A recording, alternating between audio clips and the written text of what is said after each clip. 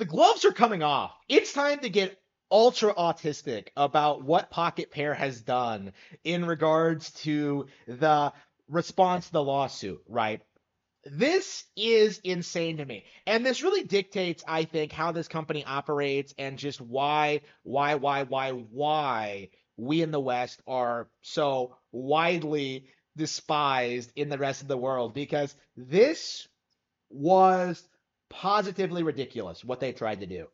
So, a couple of days ago, Nintendo released their statement that they were filing a lawsuit against Palworld, right? A full day later, Palworld uploaded their response, right? They issued a claim that they had received no notice of any legal claims, which is in and of itself ridiculous, right? So instead of actually investigating the claims, getting in touch with Nintendo, contacting lawyers, they decided to make a statement.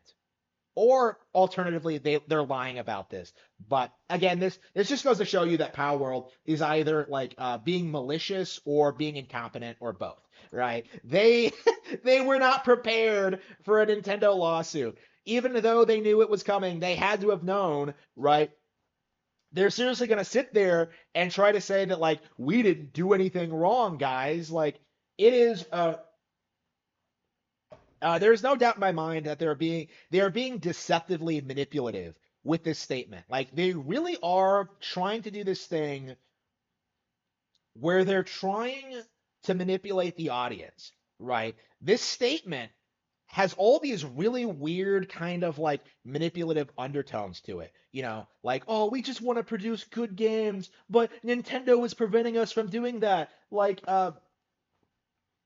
Like we did nothing wrong. Nintendo didn't contact us about this. We're just a small indie company, even though they now have deals with Microsoft and PlayStation, right?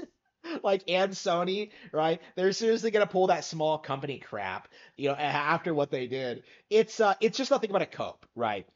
To me, and this has always been true to about of Palworld, right?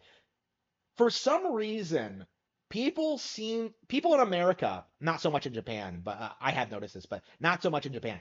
People in America seem to really believe the narratives regarding Palworld, right? All the obviously fake stories about how they got started and how they did nothing wrong. People buy into like really weird lo- uh, narratives in regards to like what's going on at the company. Like for example, when everyone began to notice that like these the pals were knockoffs of Pokemon, you know, like you had this weird wave of people like coming out and saying, "No, that was debunked. That was debunked. That was debunked. That was debunked." Like just incessantly, right? They would do this thing where they would just obsessively deny that Pocket Pair like ripped off Pokemon at all, even though it was like easily observable, right? You didn't have to do like a deep dive breakdown into the models to see it, right? It's pretty transparent, if you're not a fucking retard. Right? Like it's pretty obvious that Power World copy and pasted those models, but you have a lot of people in the Power World camp who consistently do this thing where they're just like, no, it was proven these models were not stolen. It was debunked, right? Like experts proved it, right? Just straight up, like straight out of the Democrats, like propaganda playbook. Like, oh, we had experts look at it and they found nothing wrong, even though like a bunch of like other people like are saying otherwise, right? Like it's just a complete cope, right? It was just completely delusional right from the get-go. And now we're seeing similar behavior in regards to what's going on with this lawsuit, right? So we went from Nintendo will never sue Pocket Pair because they did nothing wrong to Nintendo is suing Pocket Pair because they're jealous of its success, right? Which is completely ridiculous when you take into account that like Power World is not that successful. It lost its player base. The merch isn't doing well. Nobody cares about like the IP, right? The updates have been dismal, right? The only time anyone talks about Power World at all is in regards to the obvious Pokemon plagiarism and the defense force that comes out because of it, right? Like as an actual IP, Palworld has no value because it's just a derivative knockoff of Pokemon. People delusionally tried acting as if like these similarities or these situations were just the result of Pokemon fanboyism. But the reality is it's Palworld that are obsessive, right? When you look at like Pokemon at all, you see a bunch of people like enjoying the games, talking about the games, like being excited for upcoming products, celebrating the success of Pokemon Scarlet and Violet, the popularity of the DLC, Pokemon Legends, stuff like that. Like Palworld does this thing instead where people obsess over the Twitter account. People obsess over the plagiarism for Pokemon, right? They defend it.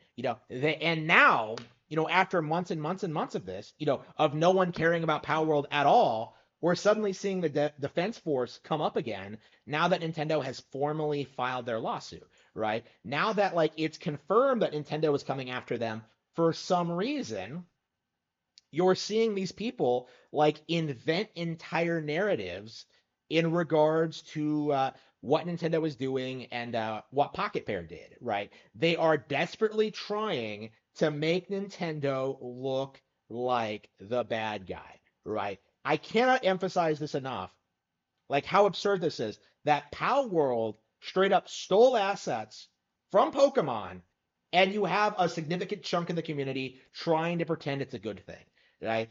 That is the current situation here. And my belief is that Pal World has intentionally cultivated this mindset in their marketing with their Twitter accounts, with like their connections with people like Jeff Keighley, right? Like they outright tried to cultivate this kind of audience, right? Like again, this was the entire point of the brand was taking advantage of people who hate Pokemon and hate Nintendo and would talk about absolutely anything that they thought could compete with it, right? We saw this happen with Temtem, right? We saw this happen with like Yokai Watch. Brands that had absolutely no chance of standing up to Pokemon at all, but were propped up by the community anyway. And so Power World took advantage of that. They should have plagiarized Pokemon and promoted it as something that was Pokemon but better. And so like people who don't play Pokemon like latched onto it as like the superior alternative, and that's where we're at now, where people are now dealing with the fallout of the fact that Palworld straight up stole those assets and are now having to deal with the legal consequences of that.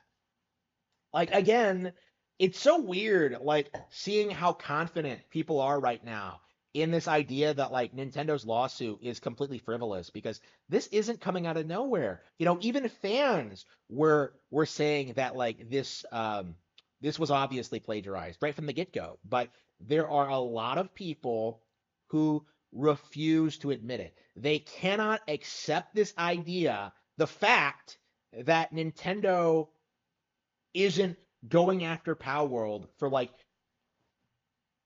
they cannot accept that Nintendo has good reasons to go after Palworld, right? It has to be some kind of conspiracy against the company. It has to be Nintendo like overreaching. It has to be them trying to monopolize the Monster Hunter genre, which is like completely ridiculous because you don't see them going after Monster Hunter or Yokai Watch or Digimon, right? Like, and again, people are coping about like people pointing that out, but that's the current situation here. Is that this lawsuit is happening for a very, very good reason. And I cannot emphasize that strongly enough. Is that how Pocket Pair deserves to suffer the legal repercussions for obviously plagiarizing Nintendo's patented material, right? This is absolutely a situation where Nintendo is in the right. But unfortunately, there are a significant amount of people, grifters, who will do anything in their power to deny this obvious fact.